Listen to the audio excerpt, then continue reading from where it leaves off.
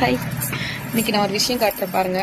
Bangle தான் இது. வந்து மீஷோலேருந்து இப்போ தான் ஆர்டர் போட்டு டெலிவரி ஆச்சு. ஓகேவா? நான் பிரிக்கும் போது உங்களுக்கு காட்டலை, பட் பிரித்த பிறகு காட்டுறேன். இந்த மாதிரி 2 செட்டு பேங்கிள் வாங்கினேன். இந்த 2 செட்டு பேங்கிளும் எவ்வளோ ரேட்டுன்னு சொல்லி நான் இதில் போடுறேன் பாருங்கள். இது எதுக்கு வாங்கினேன்னு சொன்னால், நான் சாரி கட்டினேன்னு வச்சுக்கோங்களேன், எனக்கு வந்து இந்த கோல்டன் கலர் பேங்கிளோ இல்லை கோல்டு பேங்கிளோ சுத்தமாக பிடிக்காது.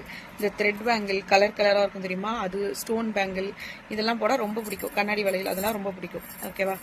நானும் இப்போல்லாம் ஃபங்க்ஷன் வந்தாலே வந்து பேங்கிளுக்கே ஒரு சைடில் அலைய வேண்டியதாக இருக்குது. ஏன்னா இந்த பக்கம் எங்கேயுமே நான் கேட்குற பேங்கிள் கிடைக்க மாட்டேங்குங்க.